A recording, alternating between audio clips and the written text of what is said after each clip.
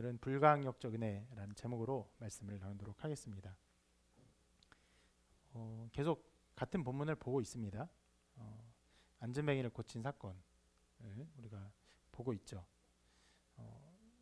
성전 미문에 앉아서 구걸하던 이 사람을 고친 일로 인해서 사건들이 벌어졌고, 수많은 사람들이, 수천 명의 사람이 예수님 믿는 일이 벌어졌고, 또 공회 사람들이 와서 베드로와 요한을 가두고 또 그들을 신문하는 일들을 우리가 함께 보고 있습니다.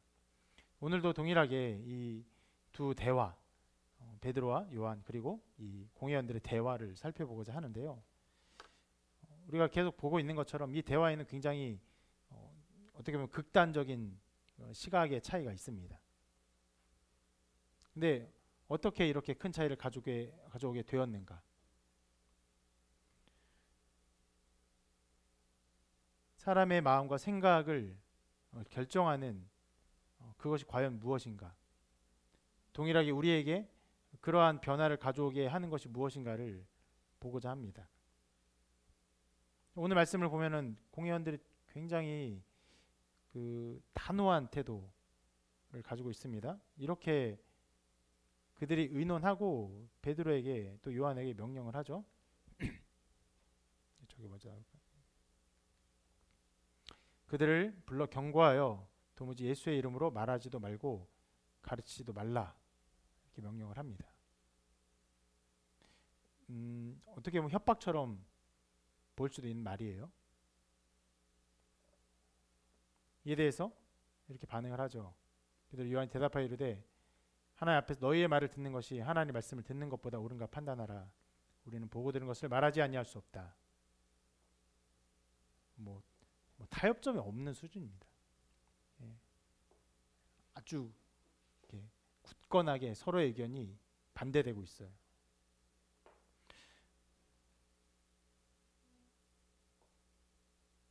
이 대답은 어떤 면에서는 굉장히 강한 말입니다. 베드로 요한의 말을 보면요, 너희의 말을 듣는 것은 하나님의 말을 안 듣는 것이다, 이렇게 말을 하는 거예요. 그 말은 즉 무슨 말입니까? 너희가 하나님의 뜻을 거스르고 있다, 이렇게 말하는 것이에요. 짧은 말이지만 여러분 굉장하게 공격적인 말입니다. 이게 얼마나 어떤 면에서 적대적인 말인지를 한 예를 들어 보려고 하는데요. 저희 짧지 않은, 그렇다고 엄청나게 길지도 않은 저희 목회 기간 가운데 이런 일들이 나타납니다. 신앙생활을 하는 사람들에게 목사로서 이런저런 조언을 할 때가 있죠. 근데 그 조언을 하면서 당신은 지금 하나님의 뜻을 거스르고 있는 것처럼 보입니다, 이렇게 말을 해야 되는 상황들이 있어요. 근데 제가 이 말을 민감하게 들은 분들은 좀 느꼈겠지만 조금은 완곡하게 표현했습니다. 하나님 뜻을 거스르는 것처럼 생각됩니다. 좀 강하게 말하면 어떻게 말할까요? 당신은 지금 하나님의 뜻을 거스르고 있습니다. 조금 완곡하게 표현을 하는 것이죠. 일부러 제가 그런 어떤 예에서의 그 부드러운 표현의 말을 쓴 것인데, 왜냐하면 그 내용 자체가 굉장히 무서운 말이기 때문에, 그걸 직접적으로 당신은 지금 하나님의 뜻을 거스르고 있습니다, 이렇게 강한 말을 받아들일 수 있는 사람이 없어요. 그래서 그나마 부드럽게 표현하지만 그 말조차 받아들일 수 있는 사람이 거의 없습니다. 하다 보면은 뭐 책망도 할 수 있죠. 왜 그렇게 하셨습니까? 혹은 내 생각에는 이런저런 다른 길이 있을 수도 있다고 생각합니다라고 다른 의견을 내가 줄 수도 있어요. 그런 식의 말은 어느 정도 들립니다. 이 말을 그 얘기를 듣는 사람에게 이 말이 어느 정도 수용이 돼요. 그런데 방금 했던 것처럼 당신은 지금 하나님의 뜻을 거스르고 있는 것처럼 생각됩니다라는 식으로는 얘기를 못 해요.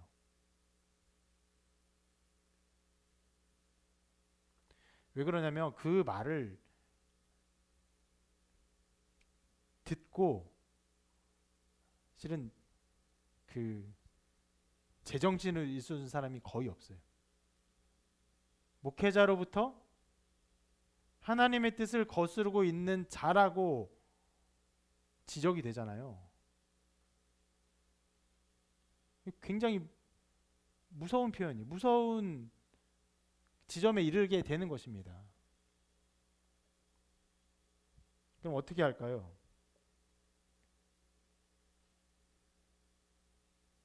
그 말을 들으면요, 굉장히 공격적으로 변해요. 거의 즉각적으로 저의 모든 관계를 포기하고, 심지어 뭐 교회의 모든 관계를 포기하고 비난하고 욕하고 어떻게든지 참 이런 일까지 벌어지는데 저의 모든 그 어떤 목회적인 어떠함을 무너뜨리고자 하고 싶은 열망으로 가득 차게 됩니다.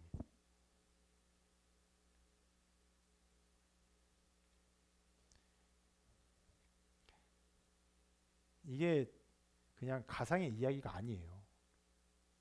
심지어 제가 당신은 하나님 뜻을 거스른다라고 말을 하지 않았음에도 불구하고 그냥 어떤 그 사건에 대해서 다른 이견이 있었어요. 그 사람의 견해를 제가 받아들이지 않았어요. 충돌이 있었죠. 끝까지 제가 굽히지 않았어요. 그러니까 지금까지도 어떤 면에서는 그 누구도 우리 교회에 오지 않기를 간절히 바라는 소망 가운데 살아가는 사람이 있습니다.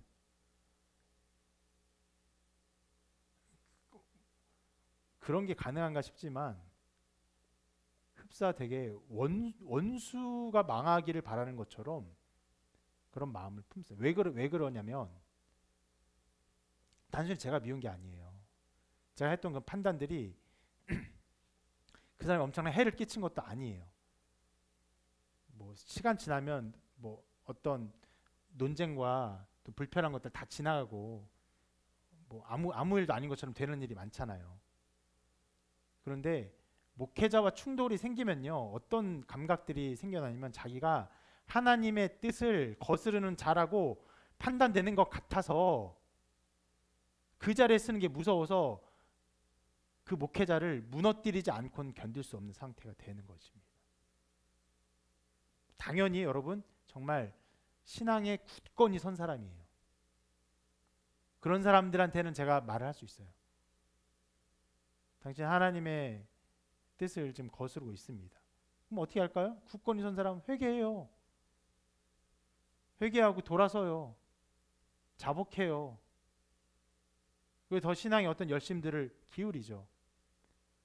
근데 신앙이 연약한 사람들, 자기 스스로 실은 우리가 이 오늘 말씀에서 계속 보려고 하는 거지만 이 불강력직 은혜 가운데 하나님의 그 큰 사랑을 알고 하나님께 영광 돌리는 그 신앙이 없는 사람들은, 애매한 사람들은 목회자와 그런 충돌, 심지어는 목회자가 어떤 지적, 당신은 하나님의 뜻을 거스르고 있는 것 같습니다라는 지적을 하잖아요. 그럼 그게 모든 것이 자기 어떤 정체가 탄로나는 거예요. 근데 신앙이 없는 게 탄로나는 거예요. 그것을 드러냈어. 그렇게 미워지는 거예요. 실은 이런 영적인 어떤 판단을 할 수도 없어요. 자기가 왜 그렇게 행동을 하는지도 몰라요. 그냥 미워해.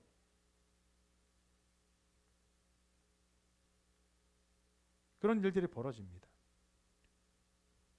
자, 다른 사람에게 당신은 하나님의 뜻을 거스른 것 같습니다 라는 말 자체가 실은 그렇게 굉장히 위험한 것이에요. 말하기 어려워요. 힘들어요. 그런데 지금 오늘 베드로와 요한 뭐라고 말하고 있습니까? 지금 종교 지도자들에게 당신들의 말을 듣는 것은 하나님의 말을 안 듣는 것입니다. 뭔 말이에요? 당신들은 하나님의 뜻과 정반대에 서 있습니다라고 선포하는 거예요.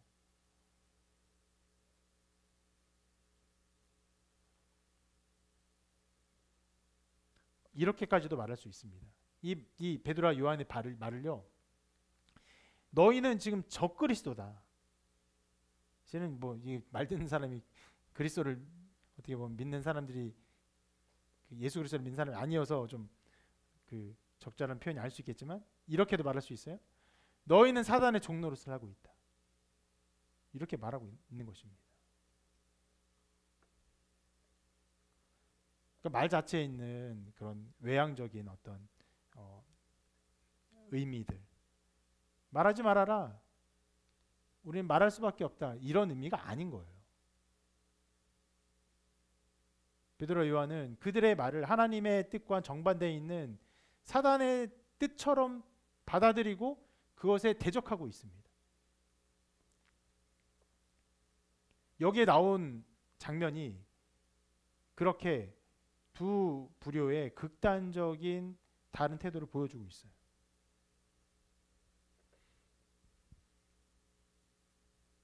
그것은 어떤 면에서는 예수님이 이 공회원들한테 어떻게 그 재판을 받아 죽었습니까?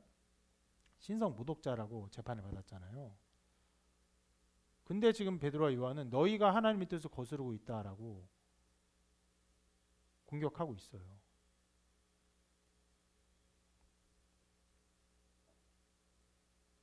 어떤 면에서는 죽음을 각오한 항변이에요.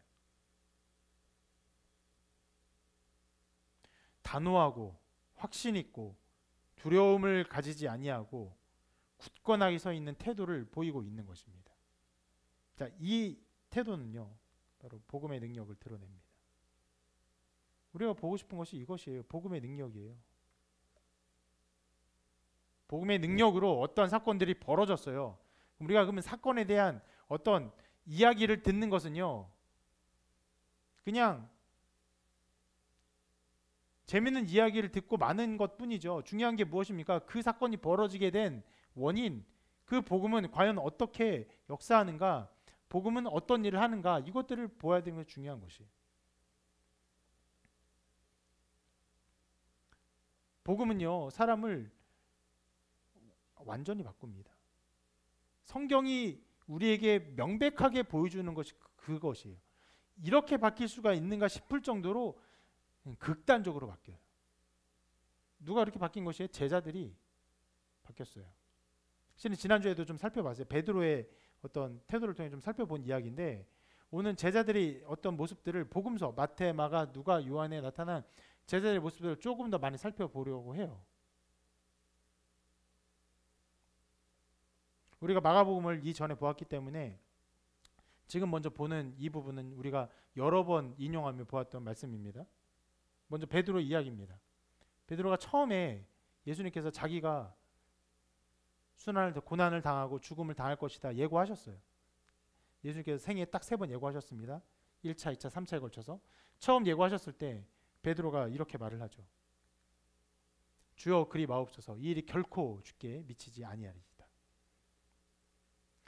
예수님의 말을 부정했어요. 나는 이렇게 가야 한다, 이것이 나의 길이다 하는데 주님 그 길을 안 갈 것입니다. 얼마나 건방진 말입니까? 물론 어떤 면에서는 이해되죠. 사랑하는 주님이 죽으신다니까 주님 절대 죽으면 안 돼요. 내가 앞으로 병 걸려 죽을 거야 라고 말하면 아니에요. 그런 병이 안 걸릴 거예요. 우리가 잘 모실게. 이런 말이라고 이해할 수도 있지만 실은 그것이 아니었어요. 주님의 어떤 뜻을 부정한 것이에요. 이해하지 못했어요. 아무것도 몰랐어요.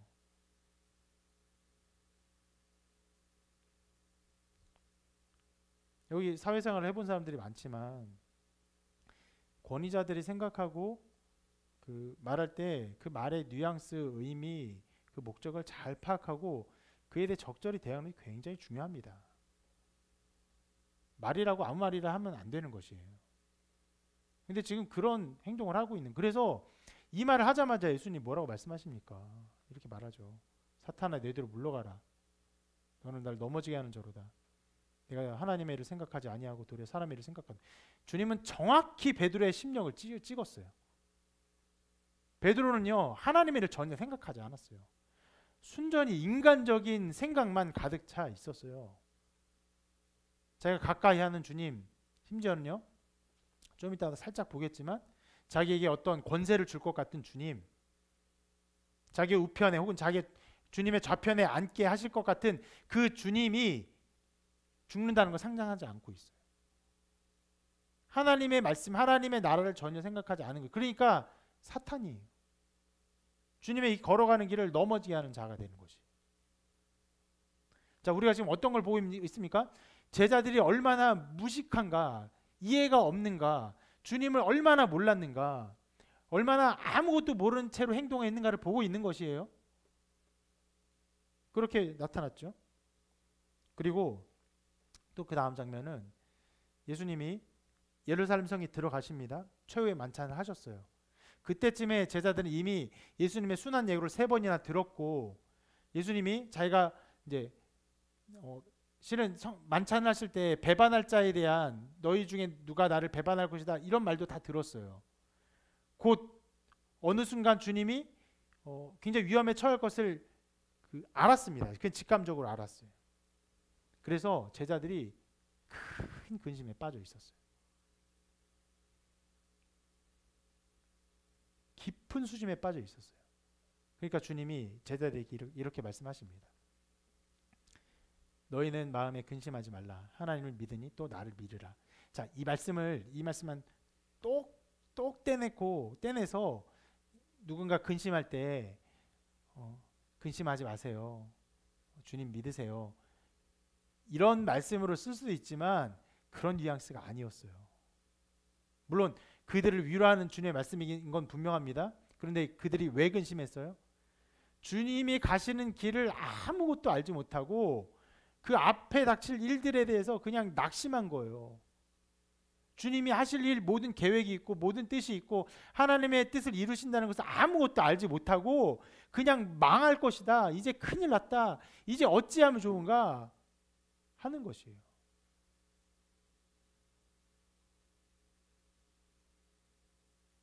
때로는 여러분 어떤 큰 일을 이룰 때에 그 중간에 굉장히 어려운 단계의 일들이 있을 수 있어요.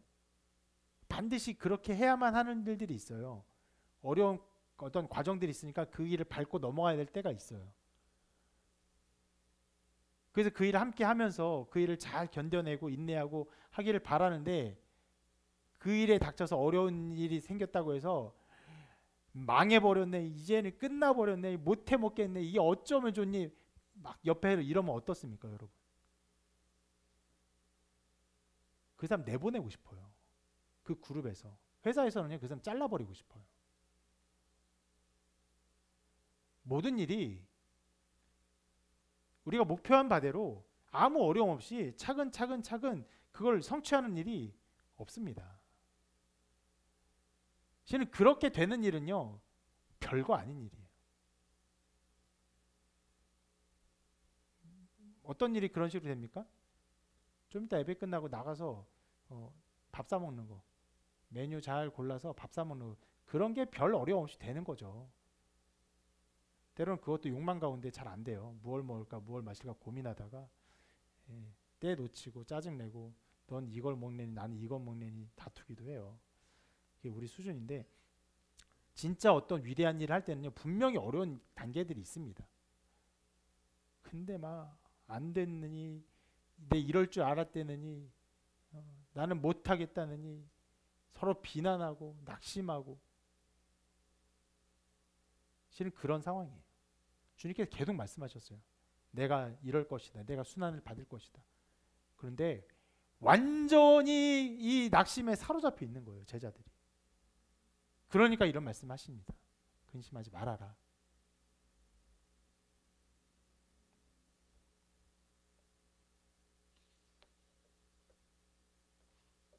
그리고 이 제자들이 얼마나 어리석은 자들인지를 보여주는 것이 이 다음 장면에 바로 나옵니다.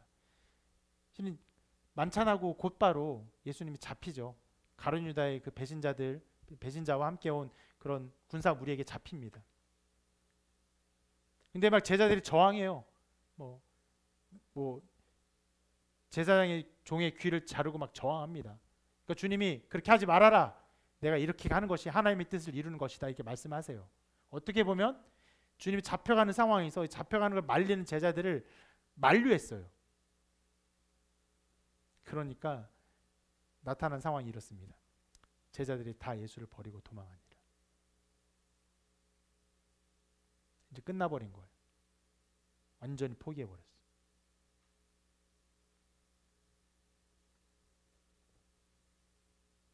이 와중에서도 실은 끈질기게 주님을 쫓아간 제자가 한 명 있죠. 우리가 지난주에 살펴본 베드로. 우리가 잘 아는 것처럼 베드로는 숨어서 갔어요. 몰래 갔어요. 가서는 그 밑에서 여종이 너가 예수의 그 도단과 함께 있지 않았느냐 3번이나 따져 부르니까 이런 식으로 말합니다. 저주하며 맹세하라. 나는 너희가 말하는 이 사람을 알지 못하노라. 이게 제자들의 상태였던 거예요. 주님의 말씀을 듣고도 부인하고 외면하고 근심하고 낙심하고 주님 버리고 저주하고, 심지어는요 예수님이 부활한 이후에도 제자들의 이 비참한 상태가 계속 나타납니다. 여인들이 예수님 무덤에 갔어요. 그래서 부활하셨다는 얘기를 들어요. 그리고 제자들에게 전합니다. 그러니까 제자들이 어떻게 반응하냐면 이렇게 반응해요. 네, 위에 있어요. 그들은 예수께서 살아나시는 것과 마리아에게 보이셨다는 것을 듣고도 믿지 아니하니라.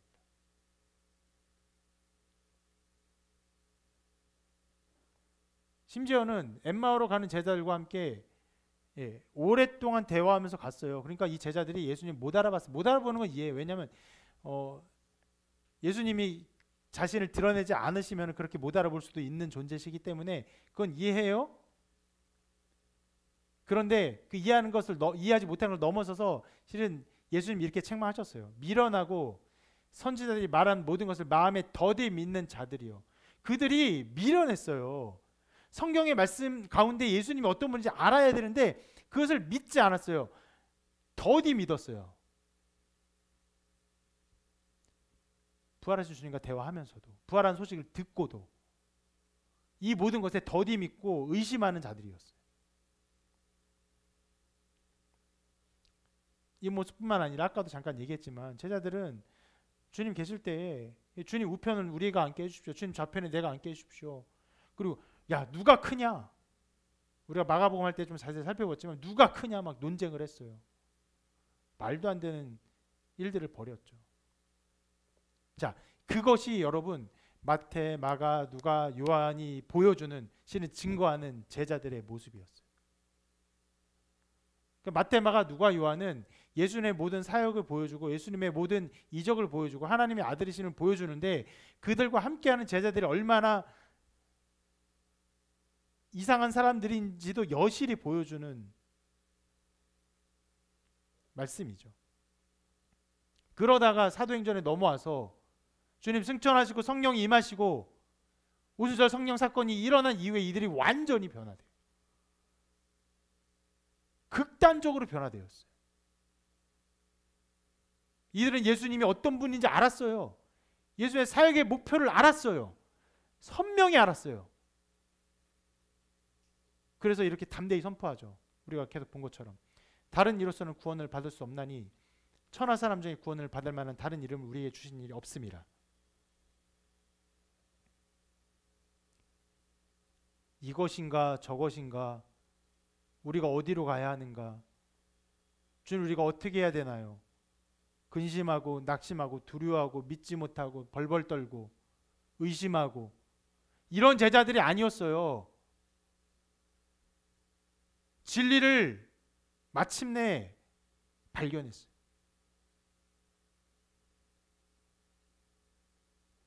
구원받을 만한 예수의 이름을 확실히 알았어요. 그래서 말로도 이것을 선명하게 선포했고 지금 태도로도 두려움과 혹은 자기를 죽일 수 있을 것 같은 그들의 권세에 굴복하지 않았어요.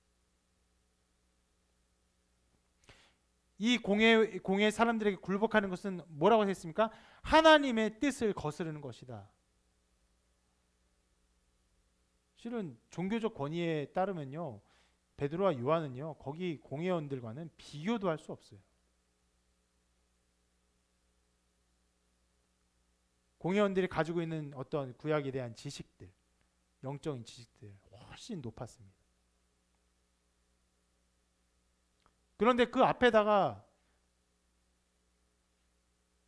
하나님 앞에서 너희의 말을 듣는 것이 하나님의 말씀 듣는 것보다 옳은가 너희가 판단해라.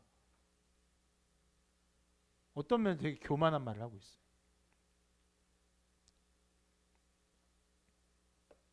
여러분, 이 말씀들 안에서 우리는 베드로와 요한의 위대함을 보아서는 안 돼요. 그들의 어떤 성품을 보아서는 안 돼요. 그것이 아니에요. 성경이 증거하는 것은요, 이 사람들은 되게 어리석은 사람들이었어요. 그런데 변화했어요.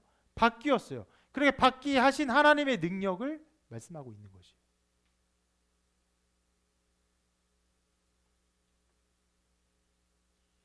이러한 사도들의 모습이 우리에게 완전히 똑같이 나타나는 것은 아닙니다.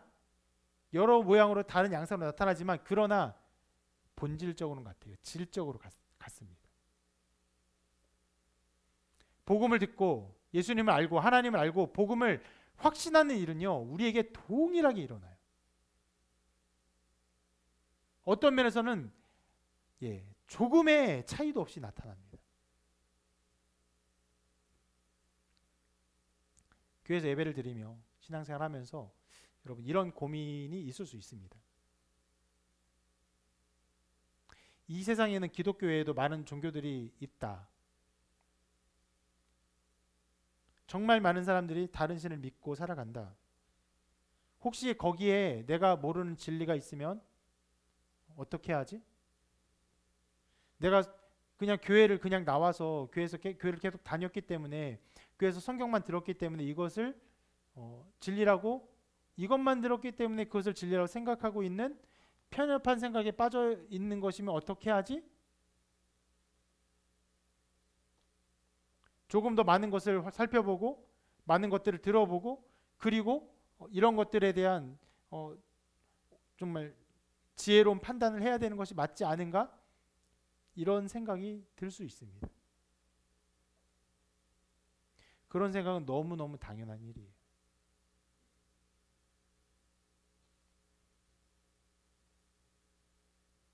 우리는 뭐 핸드폰 하나 살 때도 그것이 다른 제품과 비교해서 어떤 것이 더 낫고 어떤 것이 나에게 더 좋은지를 판단하면서 그걸 선택해요. 밥을 먹을 때도 그러죠. 이 메뉴가 내 입맛에 맞을지 저 메뉴가 내 입맛에 맞을지 매 끼니 때마다 걱정하죠. 여러분 사소한 것도 그것이 비교하며 이것이 좋을지 저것이 좋을지 판단하는데 우리의 인생을 결정하는 종교적인 일들을 이 종교 저 종교 많은 것들을 살펴보고 그리고 나서 그것 가운데 진리를 찾아보는 행동은요 어떤 면에는 너무너무 당연한 일이에요.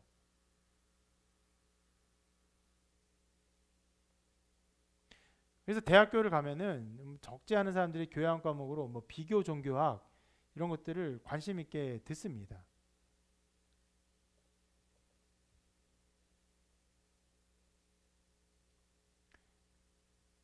그런데 여러분 그런 태도가 인간에 너무나 당연한 일인데 당연한 일이지만 복음을 듣고 믿고 알게 되면 이것이 정말 하나님께서 나에게 주신 은혜구나. 불가항력적인 은혜가 임하고 나면요 다른 모든 것을 보려고 하지 않습니다. 여기에 진리가 있구나. 여기에 참된 진리가 있구나. 그래서 알게 돼요. 다른 곳에 구원이 있으면 어떻게 하지? 이러한 생각들이, 이런 유혹들이 머릿속에 사라집니다. 똑같이 말해요. 사도처럼 다른 이로서는 구원을 받을 수 없나니 천하 사람 중에 구원을 받을 만한 다른 이름 우리에게 주신 일이 없습니다. 오직 예수 그리스도만이 구원자이심을 알고 믿고 확신하게 됩니다. 근데 방금 전에 했던 그 사람의 어떤 고민, 이런 저런 종교에 이런 길이 있지 않을까, 다른 길이 있지 않을까, 그런 생각들 저의 생각이기도 했어요. 제가 가르치는 후배들의 생각이기도 했어요. 특히 그냥 어린아이처럼 자라고 청소년이 지나고 17, 18, 19 지나고 수능 보고 대학교 가면요, 모든 것이 자기의 자유로 주어졌을 때 모든 사람들이 그런 것들을 생각합니다. 구원의 확신이 없는 모든 사람들은요, 여러 길 가운데 정말 참된 진리가 어디 있는가, 내가 믿어왔던 이 신앙이 과연 참된 길인가 생각을 해요. 의심을 해요. 어떤 사람들은 그래서 떠나죠. 교회를 떠납니다. 떠나고 어떤 마음을 느낍니까? 편안하죠. 자유를 느낍니다. 그런 일들이 일어나요.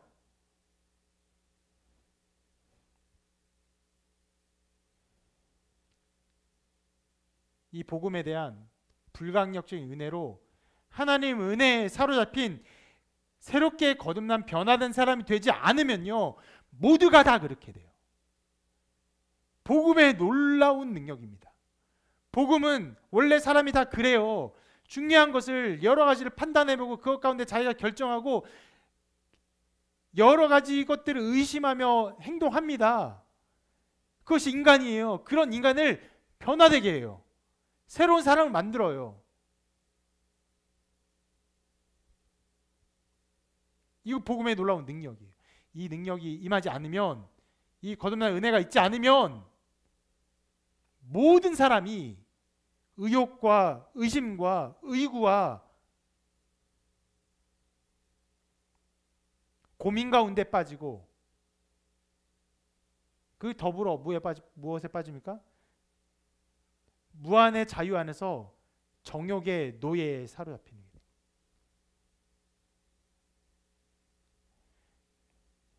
여러분의 인생을 돌아보세요. 여러분의 인생의 그 걸음걸음을 돌아보세요. 별일 없이 그냥 살고 그냥 교회 나오고 그냥 살아온 인생이 아닐 것이에요. 우리 인생에는 그 거듭나기 전에, 하나님 은혜가 있기 전에는 누구나 다 그렇게 의심해요. 정말 내가 믿는 것인가, 내가 믿는 것이 참된 길인가 의심하고 고민해요. 그리고 여러 가지 죄와 욕심에 이끌려서 여러 가지 잘못된 일들을 저질러요. 실은 저지른 게 아니에요. 그것을 기쁨으로 행하죠.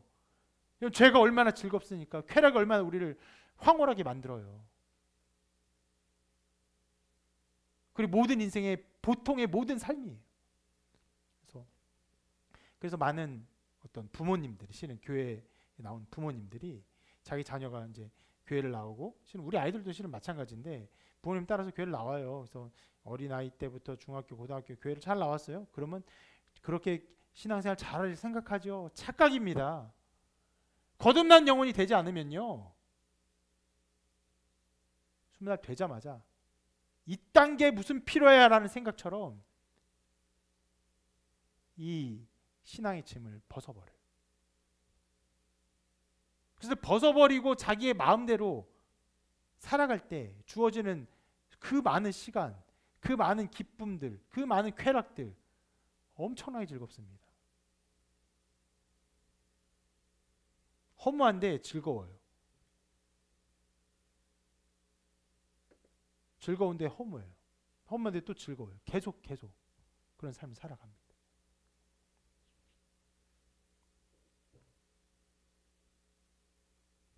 성경이 말하는 사람을 완전히 변화시키는 이 놀라운 능력,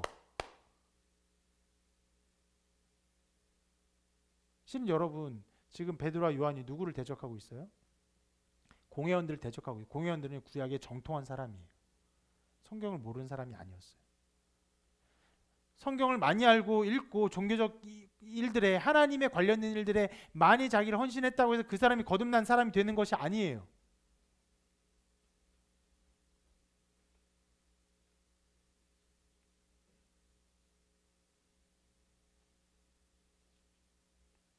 많은 것을 그렇게 들어도 전혀 모를 수 있어요. 예수 그리스도의 구원과 은혜를 전혀 모를 수 있어요.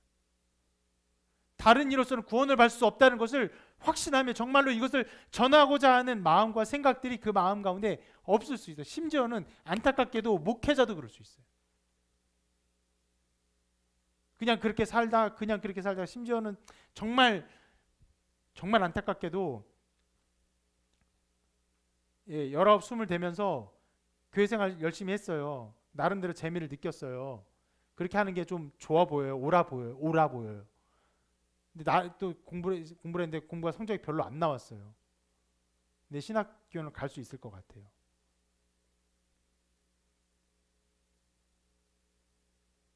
그렇게 간다고요. 신학교를.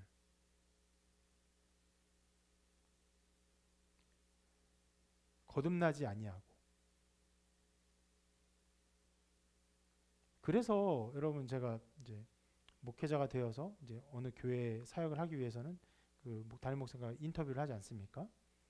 인터뷰를 하는데 종종 저의 구원의 확신에 대해서 물어보는 인터뷰를 질문 받습니다. 내가 딱 봤을 때 구원의 확신이 없는 것처럼 의심돼서 물어보는 게 아니라 그런 절차를 거치는 거예요. 실은 그런 절차를 거친다는 것은 슬픈 일인데 그런 절차를 거쳐야 할 수밖에 없는 이런 상황들이 있는 거예요. 구원받지 않았어. 그래서 심지어 그런 목회자들의 설교 안에서 이 메시지가 없어요. 다른 이로서 구원을 받을 수 없나니 오직 예수 그리스도로 말미암아 우리를 구원받는 이 영광의 진리에 대한 확신과 담대함이 없어요. 뭘 가르칩니까? 종교 생활을 열심히 하고 그 애를 써서 수고하고 기도하고 예배하는 성실한 믿음의 삶을 권면해요. 여기 나온 공회원들처럼 그 당시에 유대 종교인들처럼 일주일에 한 번씩 금식하고 11조를 내고 그리고 제사를 드리며 이러한 모든 것들의 양식들을 권면하는 그것이 형태만 바뀌었어요. 여러분 힘드십니까? 예수님 믿고 힘을 내십시오. 예수님께 여러분 도우실 것입니다. 기도하십시오. 말씀 보십시오. 굉장히 윤리적인 설교가 채워지는 거예요. 예수 그리스도의 복음의 능력과 이것에 확신 있는 메시지를 전하지 못하는 일들이 벌어지는 것이. 그러나 복음은요. 원래 사람이 실은 목회자가 되어서도 그렇게 변하지 않는 것이 사람이에요. 그런 목회자가 되었다는 게 사람을 변화시키는 능력이 되지 못해요. 사람은 그렇게 되는데 성경을 많이 배우고도 하나님에 대해서 알지 못하는 일이 벌어지는데 그러나 성령께서 임하시면요. 알아요. 확신 가운데 살아가요. 복음을 전하지 않고는 견딜 수 없는 마음으로 살아갑니다. 두려워하지 않아요.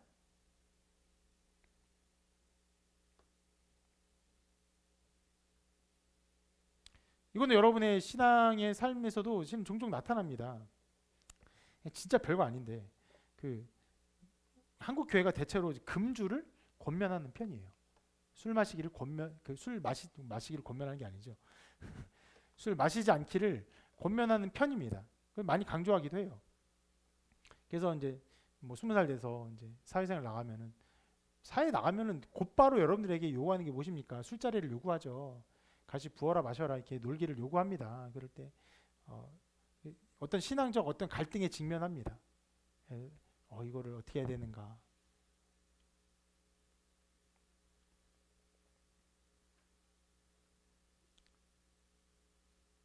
그냥 마음껏 마시기에는 뭔가 양심이 허락하지 않고 안 마셔야 될 것 같은데 술 안 마셔요. 왜? 요즘 한약 먹고 있어서 안 마셔요. 어디 안 좋아? 여기 안 좋아서 신앙이 안 좋은 거지. 신앙이 안 좋아. 그런 것은 실은 말할 것도 없고 이런 교회 다녀서 술 안 먹습니다. 저는 그 말도 그렇게 신뢰하지 않습니다. 예수 그리스도 때문에. 예수 그리스도 때문에. 내가 예수님을 믿기 때문에. 라는 굉장히 적나라한 신앙. 어쩌면 그 날것의 신앙을 드러내는 믿음을 보일 수 있어야 돼요.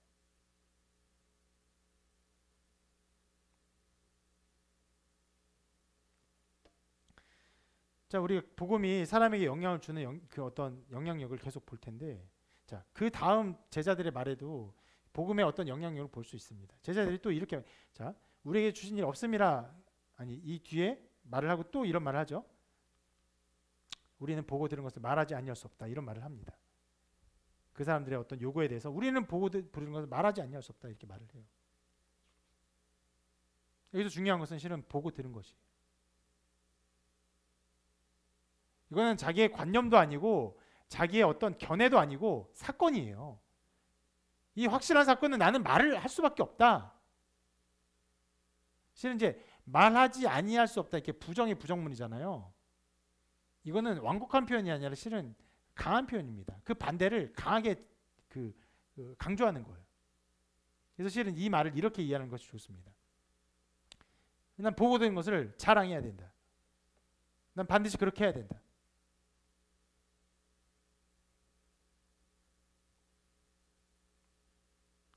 이 보고 드는 것이에요. 사도들이 다 보았어요. 예수님 부활하신 걸 보았어요. 그래서 예수님의 말씀을 다 들었어요. 그 모든 걸 다 깨달았어요. 그래서 말하지 않을 수 없는 거예요. 여러분, 이게 우리에게도 그대로 적용이 될까요? 우리 예수님 봤습니까? 부활한 거 봤어요? 그렇지 않죠. 그런데 여러분, 이 복음의 메시지를 들으면서, 이 사건들을 보면서, 이 기록들을 보면서 정말 진지하게 이것이 나타난 기록의 모든 사실성과 이것이 역사 속에 맺어진 참된 열매들을 보면서 이것이 정말로 진리일 수밖에 없구나 라는 것 가운데 우리 마음과 생각이 고착이 되어야 돼요. 우리가 직접 보진 않았지만 이 깊은 고민 가운데 정말로 이것이 실제로 일어난 사건이기 때문에 이럴 수밖에 없다는 결론에 이르를 수밖에 없어요. 이르러야 돼요. 동일하게 우리가 보지 않았어요. 예수님 보지 않았어요. 가끔은 그런 사람 있어요. 꿈에서 예수님이 나에게 나오셔서 내 꿈에서 예수님 봐서 그때로부터 내가 정말 예수님 믿었습니다, 그런 말을 한 사람도 있어요. 좀 전 위험하다고 생각해요.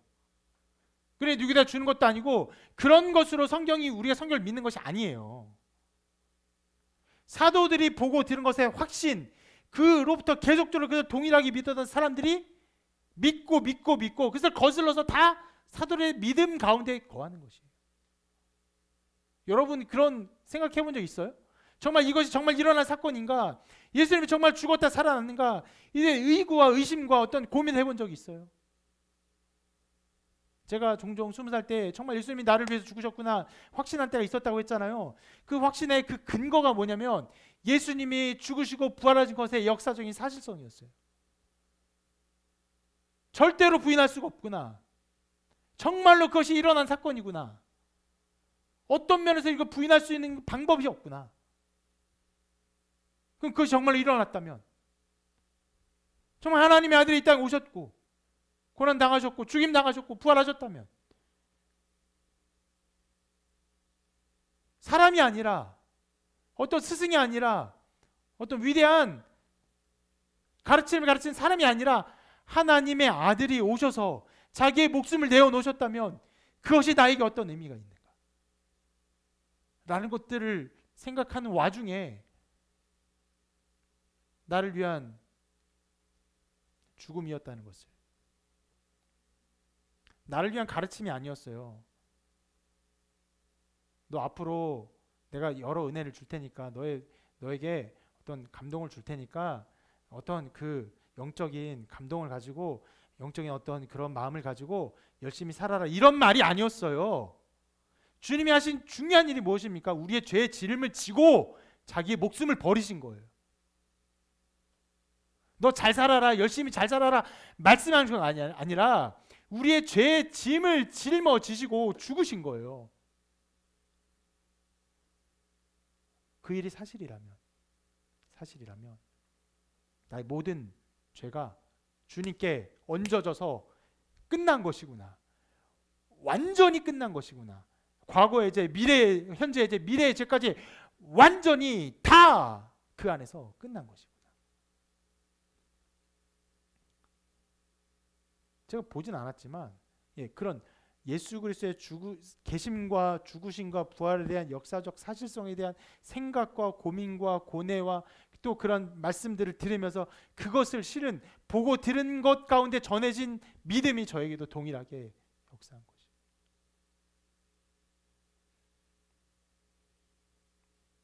그렇게 믿었게 되면요, 이렇게 하는 거예요. 자랑해야 돼요. 자랑하는 마음이 생겨요. 자기가 믿는 바에 대해서요, 무한 태도를 취할 수 없어요. 실은 제가 그 은혜를 받은 그 시기가 뭐 자주 말했지만 20살 때 여름 수련회였는데 제가 CCC 활동을 했습니다. 근데 1학기 때 CCC를 왜 들어갔냐면은 그냥 기독교 동아리를 가는 것이 신자로서 뭐 해야 될 일인 것처럼 생각되었고 그중에 가장 큰 동아리가 CC였으니까 그냥 거기 가야겠다. 그리고 제가 뭐 그때 드럼도 치고 뭐 찬양팀 활동도 해보고 싶으니까 그런 걸 통해서 여러 가지 기독교 활동을 하는 것도 나에게 뭐 도움이 되겠다 생각이 들어갔거든요. 근데 들어가고 보니까 깜짝 놀랐어요.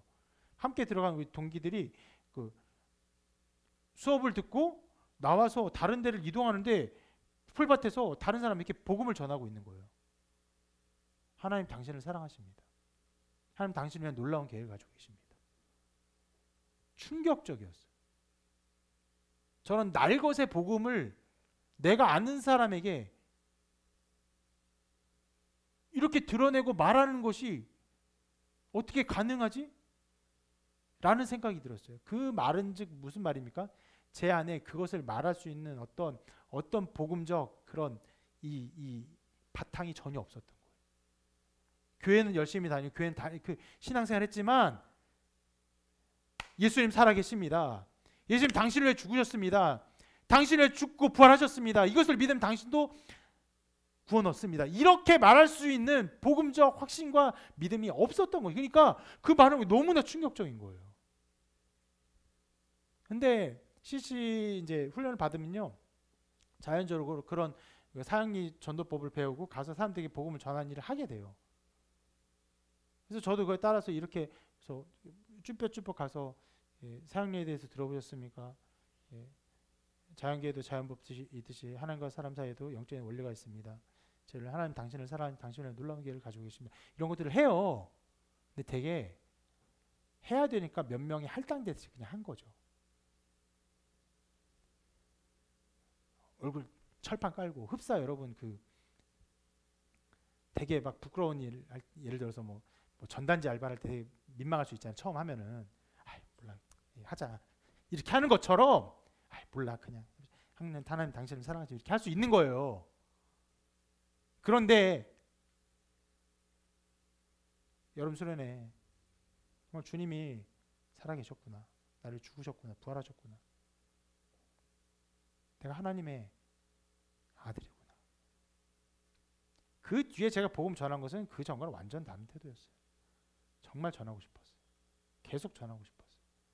무수하게 외면당하고 무수하게 거절당했지만 뭐 대략적으로 생각해 보니까 제가 몇 번 말씀드린 것 같은데 보통 제가 그 뒤로 전도를 하겠다고 마음을 먹고 일주일에 제 개인 시간 따로 띄어서 한 3시간 정도를 전도했던 것 같아요. 학교 다니면서. 그러니까 공강 시간이 긴 때가 있었거든요. 한 3시간 정도. 일주일에 한 번씩 그 시간에 그냥 나가서 잔디밭 다니면서 계속 전했던 것 같아요. 그래서 한 시간에 만난 사람 재보고 해봤더니 제가 그 한 2학년 마칠 때까지 그런 전도를 계속 했거든요. 1년 반 정도. 한 1000명 정도 만나 전도를 했던 것 같아요. 그리고 한 명 영접해, 한 명. 한 명 영접했어요. 0.01%. 여러분, 모호한 태도를 취할 수 없어요. 복음을 알고 믿은 사람. 저의 그 전의 모습이 모호한 태도였어요. 하긴 해요. 그런데 시키니까 해요. 민망하지만 하는 거예요. 근데 그 다음은요, 여전히 어떤 면 수치를 당해요. 부끄러움 당해요. 싫어요. 절로 가요. 이런 걸 당해요. 그렇지만 전할 수밖에 없어. 전해야 돼요. 그렇게 하고 싶어요. 어쨌거나 그 수치를 당하지만 이 사람 예수님 믿었으면 좋겠어요. 나 같은 사람도 예수님 믿었는데 저 사람도 예수님 믿었고 구원 받았으면 좋겠어요. 그런 마음이 간절한 거예요. 무한 태도를 가질 수 없어요.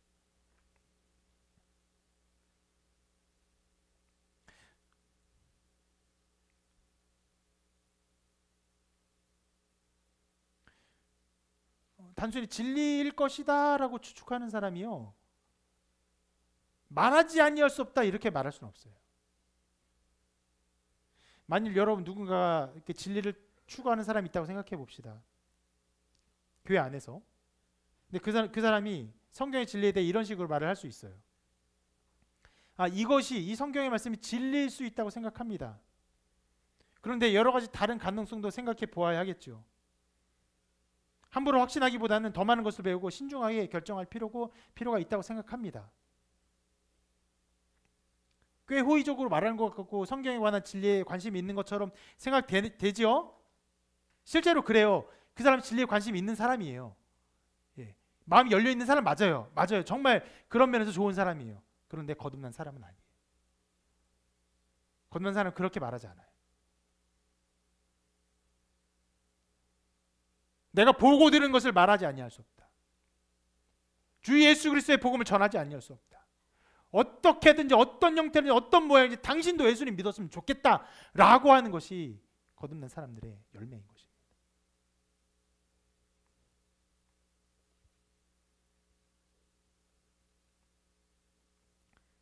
사도들이 이렇게 모호한 태도를 취하지 않고 이거 자랑해야 된다, 정말 전할 수밖에 없다라고 말하는 것은요, 그 복음에 대한 확신이 있기 때문이기도 하지만 또 다른 한편에서는요, 다른 이들을 긍휼히 여기기 때문에 그래요.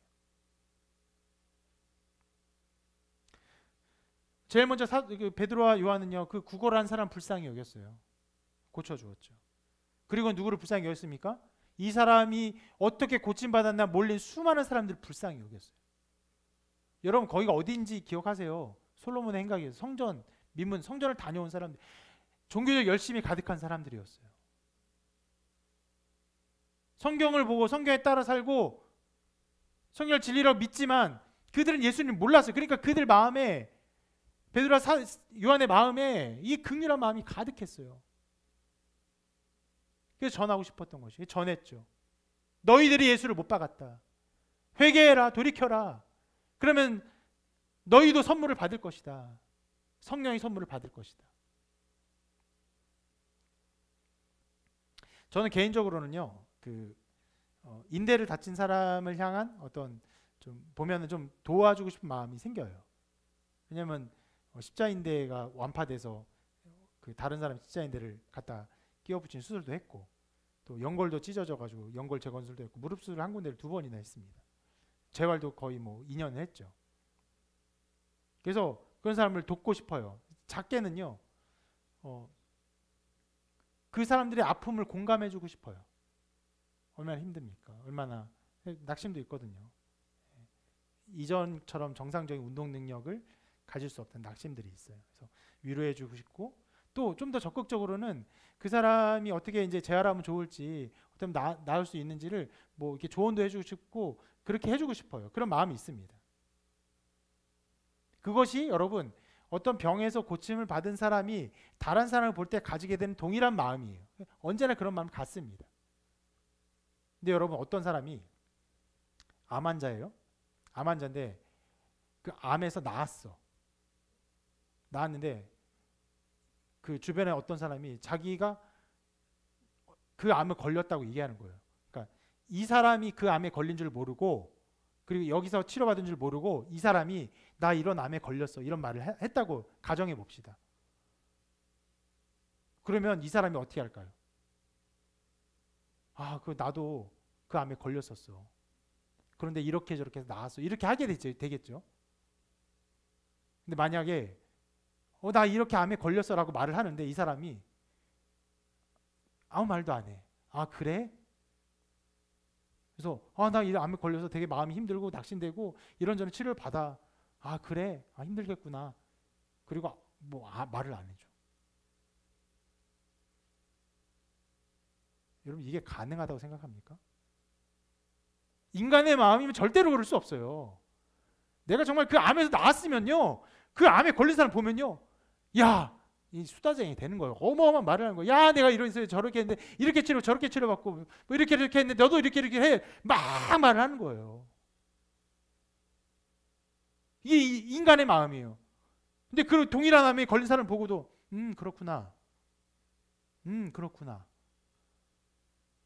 이럴 수 없죠. 오늘 제자들이 그런 마음입니다.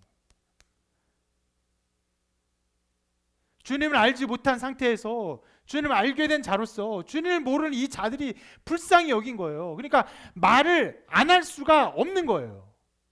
어떤 형태로든 어떤 모양으로든 말하고 싶어요. 인도하고 싶어요. 끌어당기고 싶어요. 그 일이 자기들에게 위험을 줄지라도 큰 곤란을 줄지라도 그렇게 하고 싶어요. 간절히 그러고 싶어요. 감사하게도 거기서 엄청난 열매가 맺어졌기 때문에 거기 당국자들이 그 공회원들이 이 베드로와 요한을 해코지 못했죠. 만약에 믿지 않았으면요 어쩜 죽었을 수도 있어요. 아까 말했듯이 베드로와 요한이 한 말은 너희들 지금 적그리스도다, 너희들 사탄의 지금 말을 하고 있다 라고 하는 말이 다름이 없기 때문에 죽음을 당할 수도 있었어요. 여러분, 이것이 복음에 있는 열매입니다. 복음을 아는 자로서 확신 있게 하고 복음을 아는 자로서 모르는 사람의 안타까운 마음을 갖게 해요. 이것이 거듭난 사람들이 보이는 특징이에요.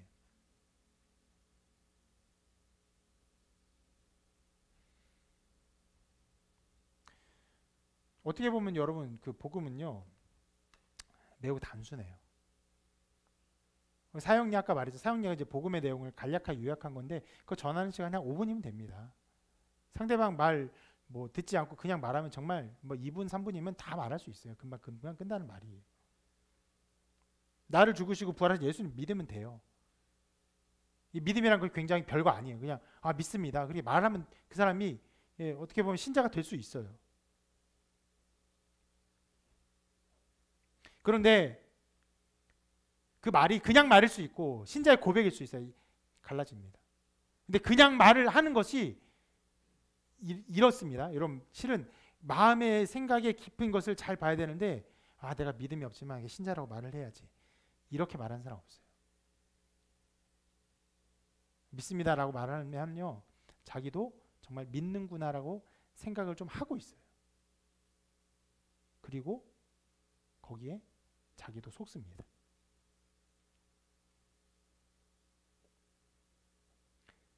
그래서 오늘 말씀들을 봐야 돼요. 믿음이라는 것은 단순해서 내가 믿습니다라면 되는 것이지만 실제로는 거기서 그 믿음의 그 어떠한 것이 끝나지 않고 믿음은 열매를 맺어요.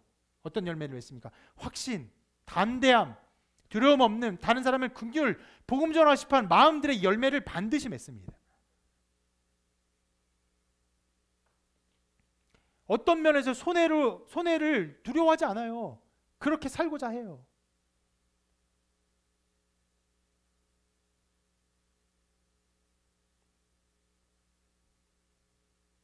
한국 교회에 큰 교회들이 많습니다. 큰 교회에도 어떤 면에서의 그 지위가 높은 사람들도 많아요. 근데 교회 잘 나와요. 뭐 헌금도 합니다.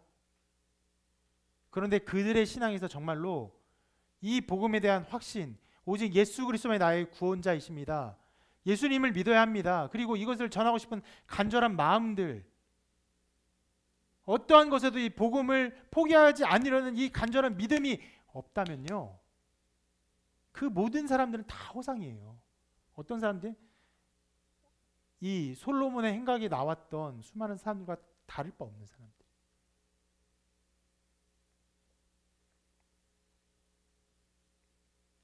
그리고 오늘 마지막으로 이 말씀에서 제자들이 이 굉장히 담대한 태도를 보였는데 그 이유를 또 다른 면을 한번 생각해 보기를 바랍니다. 자, 우리가 계속 본 것처럼 이 공회원들은 아주 강력하게 제자들을 위협하고 있습니다. 말하지 말아라, 가르치지 말아라 하고 있어요. 근데 제자들도 아주 그냥 뭐 뒤도 없는 사람들이에요. 너희들의 말을 듣는 하나의 말을 듣는 것이 옳을까 너희가 판단해라. 좀 비아냥거린 것 같기도 해요. 뒤도 없는 사람들처럼.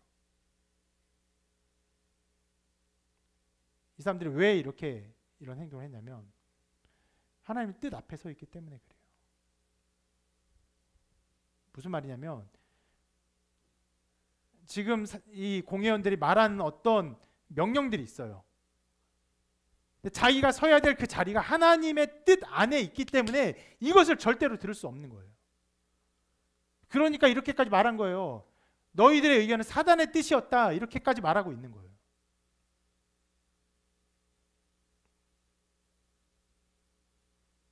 만약에 뭐 거기 이미 그 2,000명의 사람들이 예수님 믿었잖아요. 예수님 믿은 사람들 중에서 지금 여기서 이렇게 말하는 것이 왠지 사도 그 두 분에게 위험을 가할 수 있으니 다음 기회를 봐서 또 말을 하면 좋습니다. 만약 이런 식으로 말을 했다면요, 베드로와 요한은 그 말을 들었을지도 몰라요.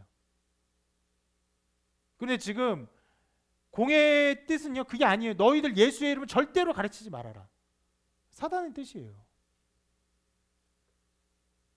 하나님의 뜻 안에서 뭐라고 있어요? 사단의 뜻에 대적하고 있는 것이에요.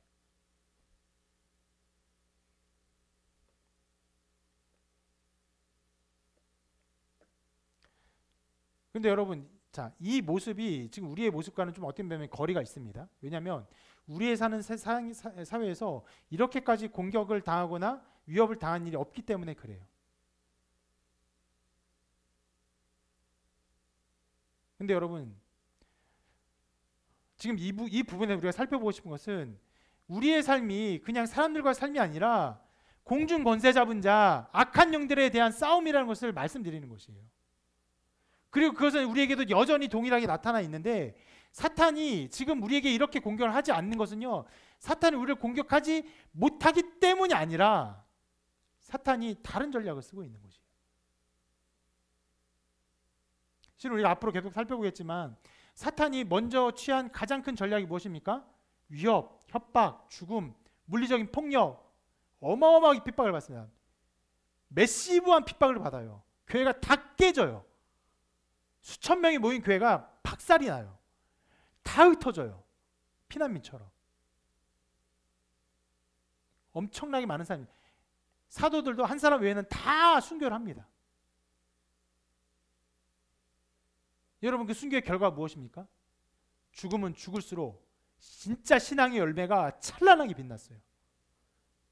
사람들이 그 사람들의 죽음을 보면서 죽음 가운데도 두려워하지 않는 눈빛과 그 믿음의 영광을 보면서, 정말 그 얼굴에 있는 참된 신앙의 영광을 보면서 하나님의 나라를 보았어요. 수많은 사람들이 예수님 믿었어요. 정말로 바울이 생각하는 그때 당시에 땅끝까지 엄청나게 복음이 전해졌습니다. 순식간에, 몇십 년 만에. 그리고 정말 300년 이후에 로마의 국교가 되기까지 하죠. 죽이면 죽일수록, 핍박하면 핍박할수록 복음은 흥황했어요. 그래서 사탄이요, 전략을 바꿨어요. 지금 사탄은 우리에게 무엇을 줍니까? 위협하지 않아요. 폭력을 주지 않아요. 우리에게 평안을 줍니다. 안락한 삶을 허락해요.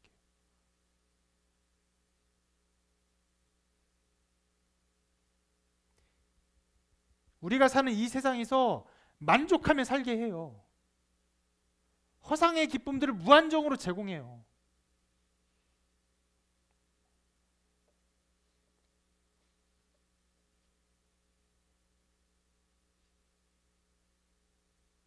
우리에게 굉장히 많은 즐거움을 줍니다. 그리고 굉장히 많은 자유를 줘요. 시간이 가면 갈수록 우리가 자유롭게 쓸 수 있는 시간의 양은 점점점 늘어나요. 그리고 더 나은 미래를 약속합니다. 특히 우리가 살아가는 이 한국의 사회는 더 그래요. 우리가 이렇게까지 잘 사는 나라, 강대국이 될 줄 누가 알았습니까?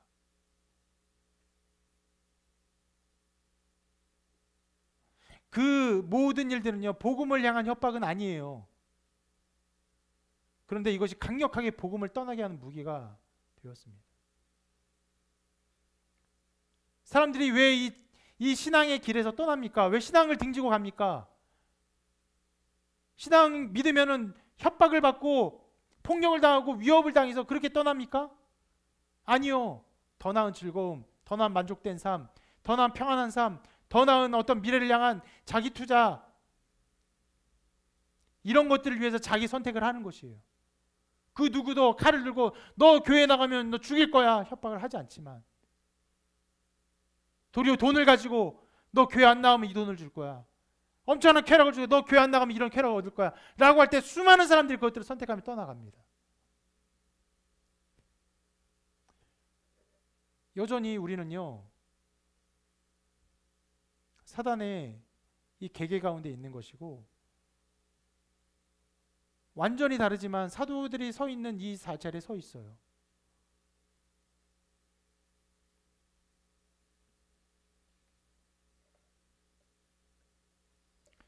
사도는 그런 위협 속에서 선포했죠.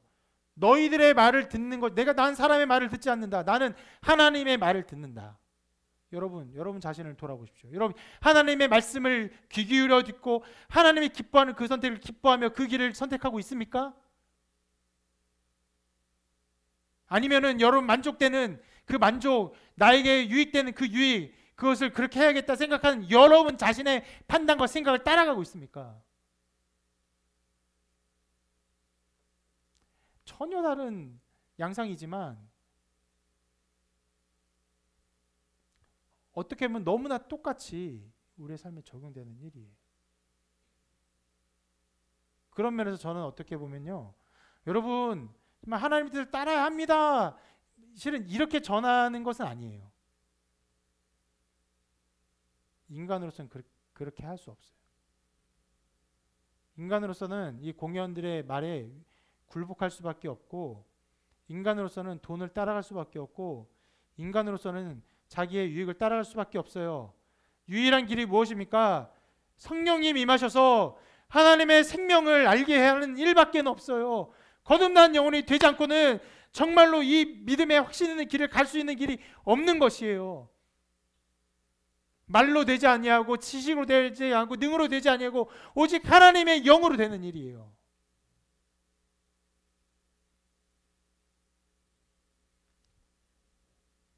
여러분이 하나님의 뜻을 기뻐하며 살아가는 그런 걸음들이 있으면요, 그런 하나님의 은혜와 능력을 베푸신 것에 무한히 감사하세요.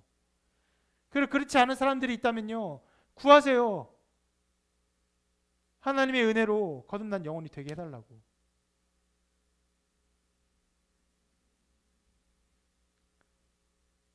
내가 어찌할 수 없는 불가항력적인 은혜가 임하여서 내가 어찌할 수 없는 삶을 사는 것이, 그것이 신앙생활입니다. 그래 교회 가서 잠깐 예배 드리지, 그래 내가 열심히 살아가지, 그게 100% 인간적인 삶이에요. 100% 멸망합니다. 사는 우리를 결코 가만두지 않아요. 어쩌면 그 모습 그대로 둘 수도 있어요. 그래 내가 열심히 살아가고 교회 잠깐 나가고, 그걸 가만히 안주시킬 수 있어요.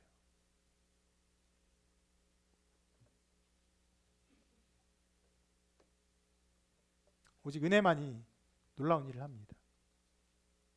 은혜만이 폭력이 가득한 세상에서 그 폭력을 저항하게 하고, 복음의 위협에서 복음을 전하지 않게 하는 위협에서 벗어나 복음을 담대하게 선포하게 하고, 복음만이 물질 만능주의 세상에서 돈을 등지게 하고 하나님의 뜻을 사랑하게 합니다. 이런 복음의 은혜가 여러분 가운데 충만하기를 바라고, 그로 인해서 하나님 나라가 확장되기를 주님의 이름으로 축원합니다.